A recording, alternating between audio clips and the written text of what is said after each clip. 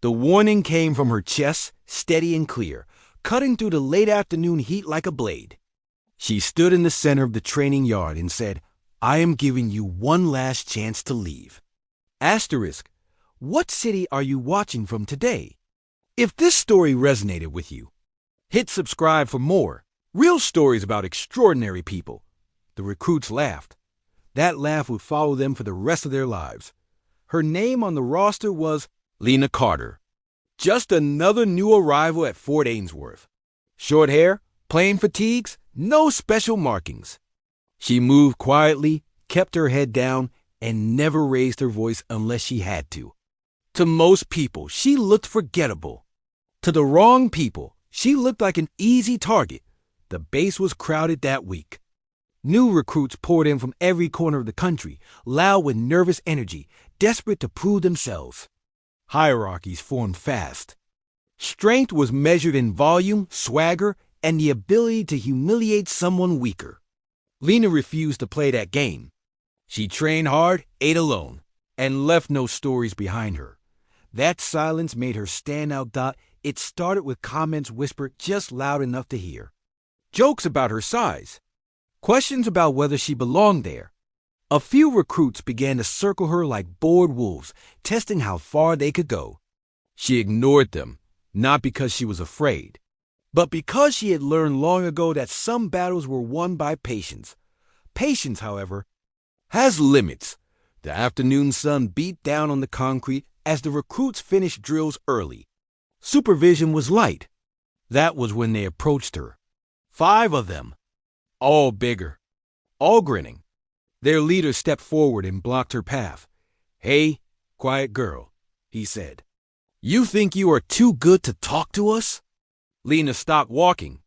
She looked at him, then at the others. Her face showed no fear, no anger, only calm. "I am busy," she replied. "Move," the grin widened. Another recruit circled behind her. "Or what?" he asked. That was when she said it. Her voice did not shake. It did not rise. "I am giving you one last chance to leave." They burst out laughing again. One of them mimicked her tone. Another stepped closer, invading her space, enjoying the power of numbers. To them, this was entertainment. A way to kill time. A way to feel important. What they did not know was that Lena had already measured the distance between them. She had already chosen her exits. She had already decided how far this would go. The leader reached out and grabbed her, shoulder. That was the moment the training yard changed. Lena moved with precision. Not speed meant to impress, but efficiency meant to end things. She twisted free, redirected his momentum, and sent him to the ground before he could react. His fall was hard enough to steal the breath from his lungs. The laughter died. 2 of the others rushed her at once. She stepped inside their reach, using balance and leverage instead of force. One stumbled. The other hit the ground beside his friend. No wasted motion. No unnecessary strikes. The last 2 hesitated. They had expected panic. They had expected pleading. What they saw instead was control. "Stay back," one of them shouted. Lena did not advance. She did not need to. "You were warned," she said. One of them lunged anyway, driven by pride and the terror of backing down. He lasted seconds. She pinned him, immobilized him, and released him the moment he stopped struggling. Silence settled over the yard. 5 recruits on the ground or frozen in place.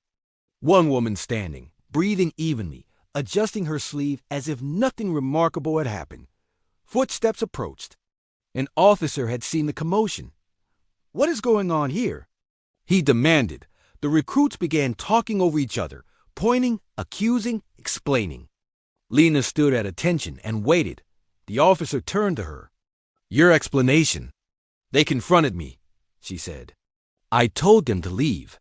They refused." The officer studied her closely. Something in her posture gave him pause. "Name and rank," he said. "Carter Lena," she replied. "Captain." The word landed like a dropped weight. The recruits went quiet. The officer's expression shifted instantly. He straightened. "Captain, he said, with respect now clear in his voice. Lena nodded. The truth spread quickly after that. Captain Lena Carter was not just another soldier. She was assigned to evaluate unit cohesion and conduct under pressure. Her presence on base had been intentionally understated. No insignia. No announcement. She was there to observe who people were. When they thought no one important was watching, the recruits were removed from training that same day. Later, as the sun dipped low and shadows stretched across the yard, Lena stood alone where it had all happened. She did not feel triumphant. She felt tired.